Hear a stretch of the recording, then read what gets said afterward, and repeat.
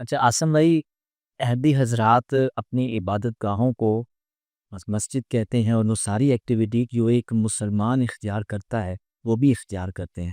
تو اس پر ہمارے علماء پابندی عائد کرتے ہیں کہ یہ اپنی عبادت گاہوں کو مسجد نہیں کہہ سکتے، یہ قربانی نہیں کر سکتے، یہ اس طرح نماز نہیں پڑھ سکتے. جتنی بھی مذہبی سرگرمیاں ہیں جو محمد اور رسول اللہ کی طرف منسوخ ہیں یہ نہیں اختیار کر سکتے. تو یہ پابندی لگانا بھی ایک سوال پیدا کرتا ہے کہ اس کی بنائی استدلال کیا ہے؟ یہ اصل میں میرے مطابق تو یہ بھی الگ مسئلہ ہے ہی نہیں. یہ وہ پچھلا مسئلہ لوگ ڈسکس کرتے آئے ہیں، الگ شناخت والا، الگ ملت والا، الگ امت والا. یہ مسئلہ یہ بنا اسی مسئلے کی ایک فرع ہے. تو اس طرح کہ ملت سے تو نکل گئے، نئی شناخت ہو گئی، نئی ملت ہو گئی، نیا نام ہو گیا، سب کچھ ہو گیا، تکفیر بھی ہوگی، لیکن نتیجے میں تو کچھ نتیجے کے اعتبار سے تو کچھ نہیں ہوگا. ہاں بالکل. اس لیے نہیں ہوا کہ وہ مماثلت تو بدستور قائم ہے. وہی شریعت، وہی دین، وہی عبادات، وہی مساجد، وہی نمازیں، وہی اذانیں، وہی قربانیاں سب پر تو جاری ہے. تو یعنی کہ الگ کر کے بھی معلوم نہیں ہوئے. اب پھر کیا کیا مسلمانوں نے کہ اس مقصد کے لیے قدم آگے بڑھایا، عرب قانون سب اور قانون کو سخت کی کہ وہ نماز نہیں پڑھ سکتے، مسجد نہیں بنا سکتے، اذان نہیں دے سکتے. اور تو اور اب مسلمانوں نے یہاں تک نوبت آ گئی ہے کہ اب ان کی چار دیواریوں کے اندر جا کے ان کے قربانی کے جانور چھینے جا رہے ہیں کہ آپ یہ بھی نہیں کر سکتے. سوال پھر وہی ہے کہ اگر یہ سب دین کا مطالبہ ہے تو پھر اس کی قرآن و سنت میں کیا اثر ہے، اور اس سارے رویے کا مسلمانوں کے پاس کیا جواب؟ اہل علم سے پھر یہی درخواست ہے کہ وہ کم از کم یہ بتائیں کہ یہ جو کچھ ہم مطالبات ان سے کر رہے ہیں یہ ہماری اپنی فکر ہے یا میری اللہ رسول کی طرف سے ہے. اگر اللہ رسول کی طرف سے ہے تو پھر ان کو نص پیش کرنی چاہیے، اور اگر آپ کی طرف سے ہے ہم اس کا بھی احترام کریں گے، لیکن کم از کم آپ اس کو اللہ رسول کے کھاتے میں نہ ڈالیں. یہ ہمارا سوال، ہمارا مقصد بات کرنے کا، یہ پروگرام کرنے کا اس کے سوا اور کچھ نہیں کہ چیزیں الگ الگ ہو جائیں گی. الگ کرنے کے بعد ہمارا اس وقت کیا رویہ ہے، ہمارا اس پہ کیا تبصرہ ہے، کوئی کیا رائے رکھتا ہے، اتفاق کرتا ہے، اختلاف کرتا ہے، اس کو گناہی قرار دیتا ہے، وہ بات کی باتیں ہیں.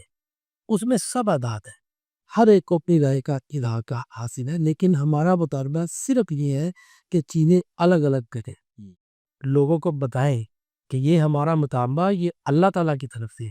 اللہ تعالیٰ نے ہم پر یہ پابندی عائد کی ہے کہ ہم ان کے ساتھ یہ مطابقت ان کے سامنے رکھیں، اور اگر وہ نہیں مانتے تو پھر منوائی صحیح.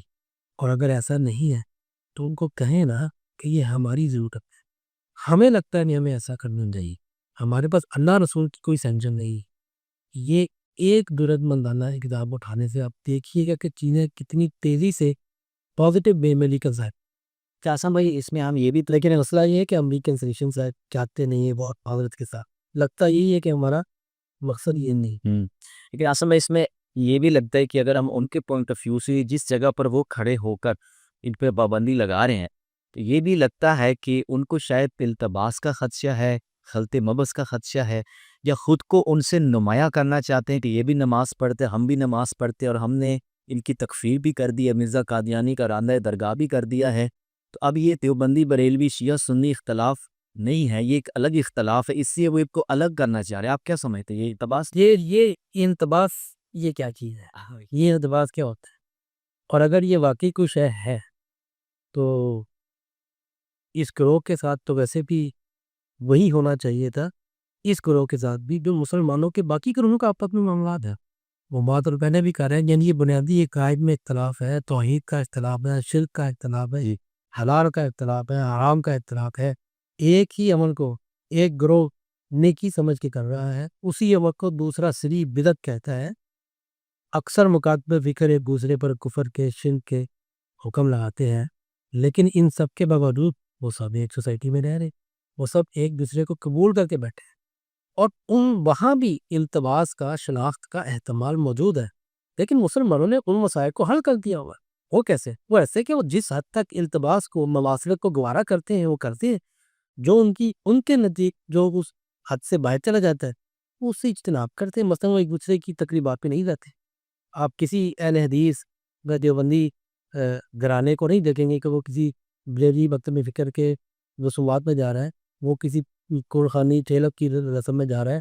اہل حدیث حضرات، دیوبندی حضرات 12 ربیع الاول کے دروس میں نہیں جاتے ہیں، اور یہ تینوں مل کے محرم کے دروس میں نہیں جاتے۔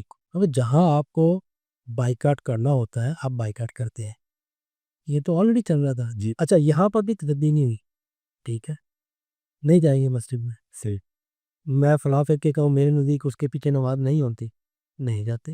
علماء حضرات ترغیب دلا دیتے ہیں کہ جس کا عقیدہ فلاں فلاں فلاں ہو وہاں نہیں ٹھہرا، جس کا فلاں ہو وہاں چلے جائیں، اشتراک کریں۔ بھائی یہ تو آلریڈی چل رہا ہے، یہاں سے بھی دل نہیں بھرا، رشتہ داریوں تک آ گئے، خاندانوں میں لکیریں کھینچ، طلاقیں ہو جاتی ہیں، رشتے ٹوٹ جاتے ہیں یا بن جاتے ہیں یا نہیں بنتے اس بنیاد پر کہ ایک فلاں خاندان میں فلاں فرقے میں ہم نے رشتہ نہیں کر۔ بھئی یہ تو سب کچھ آپ کے اختیارات تھے نا، یہ صدیوں سے چل رہے تھے، کیا اس پر کبھی کسی نے کچھ کہا؟ صحیح، آپ نے جو قدم آگے بڑھا دیا کہ اگر اس کی مثال دیتے، اگر کوئی اہل حدیث یا کوئی دیوبند وہ کسی بریلوی صاحب کو یہ کہے کہ بھائی دیکھو میرے نزدیک تو تم مشرک ہو، اب تم بھی اپنے آپ کو مشرک کہو، اور وہ مطلب پتہ کیا کہیں کہ میرے نزدیک تم گستاخ ہو، اب تم اپنے آپ کو گستاخ کہو، کہ یہ لڑائی کہاں ختم ہوگی، کبھی ختم نہیں ہوگی، اور آپ جانتے ہیں کہ یہ لڑائی کبھی ختم نہیں ہوگی، اس کی یہاں پہ یہ دروازہ کھولا ہی۔ بالکل، اگر اس میں آصف بھائی میں ٹرین کی پٹریوں کے پینل سب کچھ چل رہا ہے، تو اس میں اگر ایک گروہ کا اضافہ ہو بھی جاتا کیا قیامت آ گئی، کیا جی اس کا دعویٰ کیا ہے، وہ تو اپنے آپ میں مسلم والی کہتا ہے نا، جس طرح آپ کے نزدیک فلاں شخص مشرک ہے، ٹھیک ہے میرے نزدیک ہے، لیکن وہ تو نہیں سمجھتا۔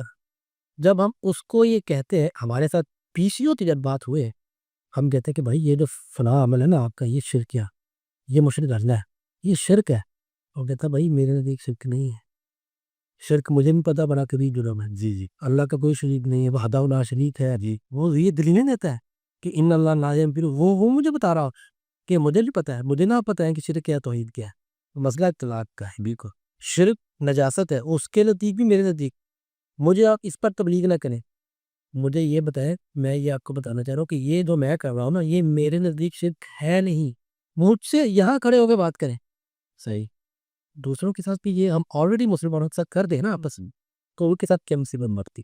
بلکہ اس میں میں بات شیئر کرنا چاہوں گا، میں نے اپنے تھیسس میں یہ بحث کی تھی، اور ایک نئی ٹرم میں نے وہاں پہ نا بیان کی، حتمی کفر اور استدلالی کفر۔ ہم ابھی اطلاقی بات کر رہے ہیں، یہ سب استدلالی اور اطلاقی تکفیر ہو رہی ہے۔ قرآن و سنت میں جو حتمی تکفیر ہے وہ قانون اتمام حجت کے بعد رسول کے مخاطبین کے لیے ہوئی ہے، اور یہ سب جانتے ہی ہیں۔ موجودہ زمانہ میں آ کر علماء برن آیات کا کوئی اور معنی کریں، یہ بڑا عجیب لگتا ہے کہ اپنے اطلاقات کو اگر آپ دیکھیں نا فقہا کے ہاں جب وہ قرآن و حدیث میں اطلاق کرتے ہیں، استنباط کرتے، تو وہاں پر وہ غلطی کی گنجائش مانتے ہیں، تکفیر کے معاملے میں نہیں مانتے۔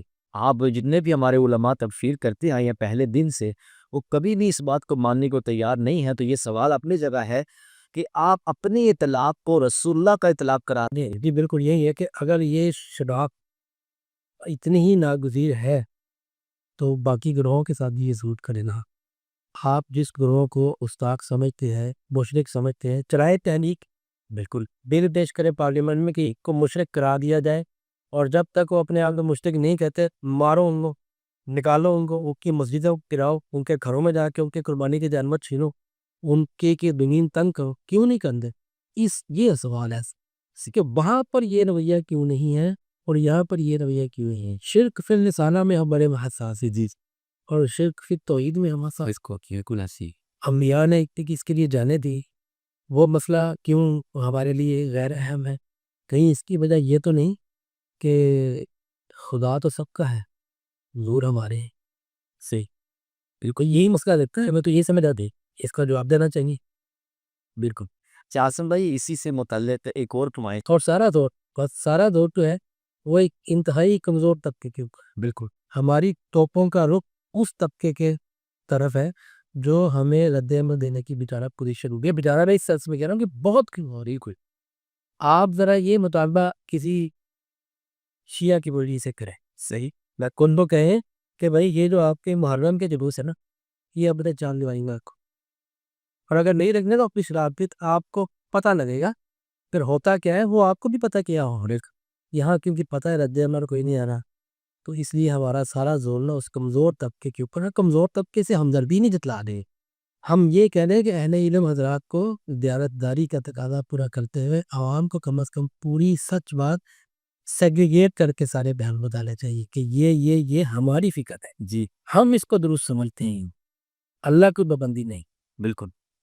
اچھا عاصم بھائی, پروسیکیوشن کے حوالے سے ہم مزید یہ دیکھیں کہ احمدیوں کی طرف ارتداد کی نسبت بھی کی جاتی ہے, اور بڑا یہ لاجیکل لگتا ہے کہ ہماری فقہ میں آپ بھی جانتے ہیں کہ مرتد کس کو کہتے ہیں.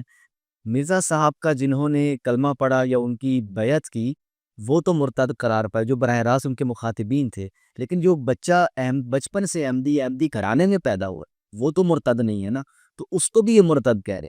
لیکن میں تو اس کو رون بیک کر کے کچھ اسٹیپ پر لے کے جانا چاہوں گا, اگر آپ بولیں جی جی یہ سوال کہ آج تو ایک بچہ احمدی کے گھر میں پیدا ہو رہا ہے, وہ پیدائشی احمدی ہے, اس نے تو پیراڈائم شفٹ نہیں کیا, تو اس کے اوپر کیوں حکم لگے گا؟ ان پر لگتا تو ٹھیک تھا جنہوں نے شفٹ کیا تھا, میں وہاں سے لے کے جانا صحیح میں چاہتا ہوں کہ وہاں بھی کیسے ہو بالکل خود بذات خود مرزا صاحب کے اوپر بھی کیسے ہو سکتا ہے.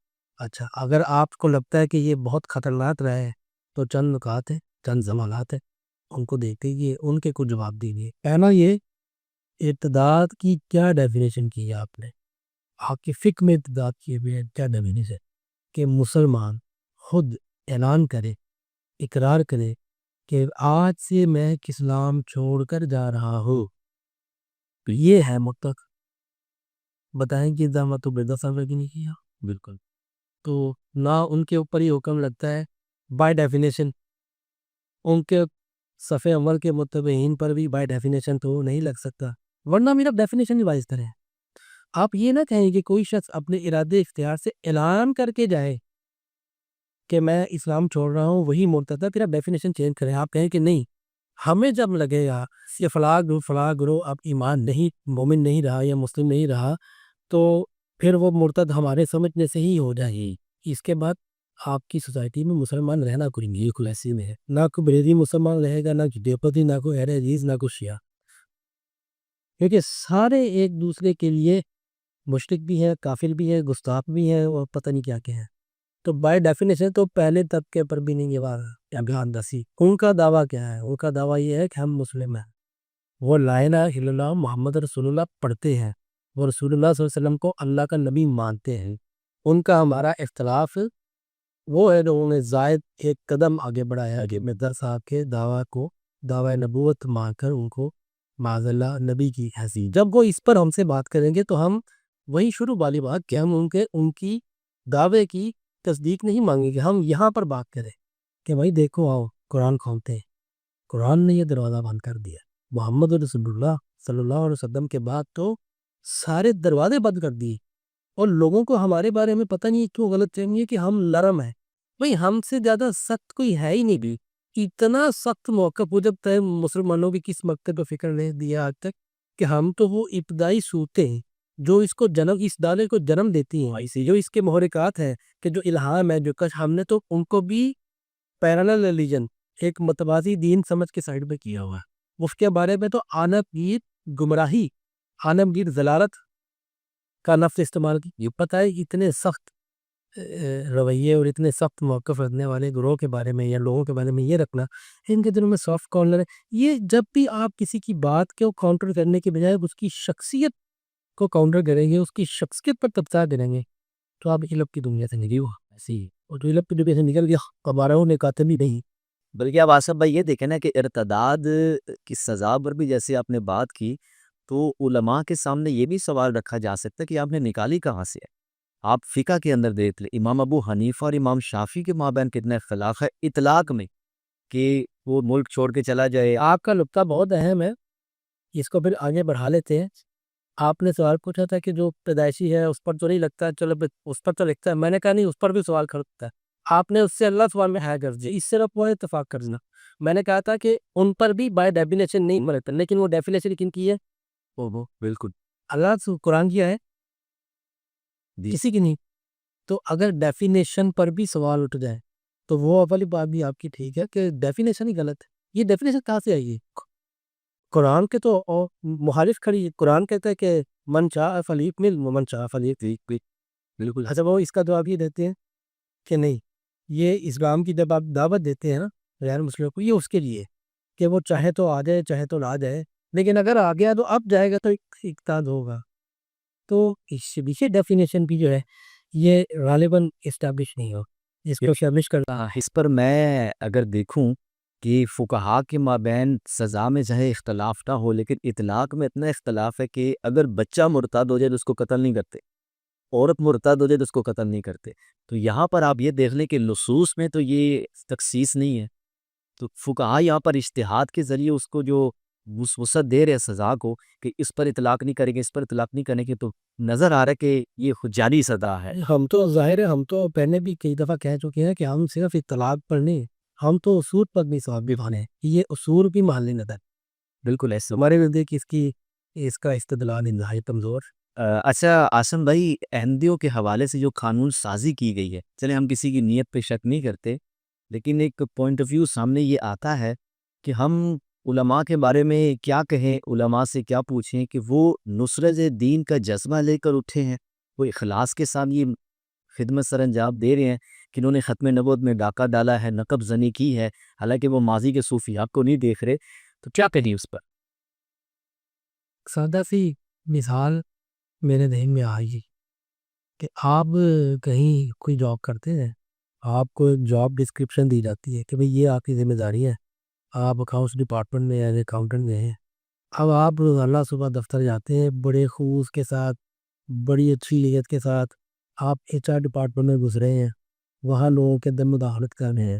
آپ پروڈکشن ڈپارٹمنٹ میں جا رہے ہیں، وہاں مداخلت کر رہے ہیں. آپ سیلز ڈپارٹمنٹ میں جا رہے ہیں اور کہہ رہے ہیں کہ میں تو اس سے ہاتھ چاہ رہا ہوں، میرے نزدیک وہاں پر کچھ غلطیاں ہو رہی ہیں، میں ان کو سدھار لوں، میں وہاں جایا. بھئی آپ کا سوال یہ ہے کہ آپ کی ذمہ داری کس نے ملائی؟ آپ کی جاب ڈسکرپشن پہ لکھا ہوا ہے کہ آپ اکاؤنٹنٹ ہیں. بالکل. آپ نے وہ تو دیکھے نہیں، اکاؤنٹس کا سارا بیڑا غرق ہوا پڑا، اور جو آپ کی ذمہ داری تھی نہیں اس کے آپ ٹھیکیدار بن گئے ہیں. تو میں یہی عرض کروں گا، میں یہی سوال کھڑا کروں گا کہ یہ حفاظت دین، یہ نصرت دین، یہ ایک عجیب سا رویہ سمجھ نہیں آتا. مطلب ایسا معلوم ہوتا ہے کہ یہ نبوت ہے نا، یہ کوئی ایسی کرسی، ایسی ڈیزگنیشن کا نام ہے کہ اس کی کرسی کے بیچ چوراہے میں کہیں پڑی ہے، اور ایک معمول باللہ ایک طبقہ ہے جس کی اللہ رسول نے ڈیوٹی لگائی ہے کہ بھائی پیرا دہائے ڈالے. اگر تمہارا پیرا ذرا سا بھی چون گیا تو کوئی بھاگ کے کرسی پہ بیٹھ نہ جائے. یہ کیا ہے؟ آپ کون ہیں؟ آپ پلیز بہت معذرت کے ساتھ اپنا تعارف کریں کہ آپ یہ حیثیت آپ کے پاس آئی کہاں سے کہ آپ نصرت کا جھنڈا لے کے اٹھتے ہیں، آپ حفاظت کا جھنڈا لے کے اٹھتے ہیں. اب آپ نے اور اس کے طلاقات کے فیصلے بھی آپ کے سارے خود ہی کرنے ہیں. یہ کیا کرنے ہیں آپ؟ کیا رہے ہیں؟ یہ اختیار کہاں سے رہا ہے آپ کی بات؟ اللہ نے تو کوئی اختیار نہیں. اللہ تعالیٰ نے تو آپ کو دائی بنایا تھا اور باقی ساری قومیں آپ کے لیے مدعو تھی. لہذا آپ نے یہ جو اپنے دائی اور مدعو کے رشتے کو مجروح کر کے یہ حاکمیت اور قاضی کی سیٹ پر بیٹھ گئے ہیں، آپ نے خدائی اختیارات میں خود مداخلت کی ہے. لہذا جب اس سارے کانسیپٹ کو آپ رول بیک کر لیں اور ایک دائی کی جگہ سے آ کے کھڑے ہو جائیں گے تو پھر یہ چیزیں ہی ختم ہو جائے گی. بس آخر میں ایک جو چھوٹی چھوٹی گزارشات کر کے میرے خیال سے ہم ختم کرتے ہیں کہ ہماری ساری اس گفتگو کا لب لباب یہ ہے کہ اہل علم سے ہم یہ درخواست کرتے ہیں کہ وہ اس پریدے کو انجام دے کہ ان سب قوانین کے بارے میں بتائے. یہ ان کی ذمہ داری ہے کہ کیا یہ اللہ اور رسول کی طرف سے ہے یا یہ لوگوں کی طرف سے، یہ لوگوں کا فکر ہے یا اللہ رسول کی بات ہے. کہیں ایسا نہ ہو کہ آپ اس زمرے میں چلے جائیں کہ وہ قرآن نے بھی کہا ہے کہ یکتبون الکتاب بایدیہم ویقولون ھذا من عند اللہ، کہ اپنے ہاتھ کی لکھی بھی چیزوں کو اللہ رسول کی طرف منسوب کر کے آپ کہیں اس ڈومین میں نہ چلیں گے. تو اس کا خیال رکھیں. اور آج کل ہمارے ہاں سیاسی پیراڈائم میں ایک سوال بڑا اہم ہے، بات کی جاتی ہے کہ ووٹ کو عزت. جی. تو میں کہتا ہوں کہ علم کی دنیا کا سب سے اہم مطالبہ یہ ہے کہ سوال کو سوال، اور سوال جو ہوتا ہے میرے خیال سے وہ جواب منہ پہ مارنے کے لیے نہیں ہوتا. سوال اس لیے ہوتا ہے کہ سوچنا شروع کیا ہے، سوچنے کا عمل شروع کی، چیزیں جو خلط ملط پڑی ہیں نا وہ الگ الگ ہو. یہی میرے خیال سے قابل تبدیلی. اتنا کام بھی اگر ہم کر لیں تو ہم بہت بہتری کی طرف جاتے ہیں. تو اسی کے ساتھ ہم پروگرام دلیل کی دنیا سے اجازت چاہیں گے. محمد طلحہ علوی اور آصف مغل صاحب کو اجازت دیجیے. انشاءاللہ نئے ٹاپک کے ساتھ ہم حاضر ہوں گے. اللہ حافظ. بہت شکریہ.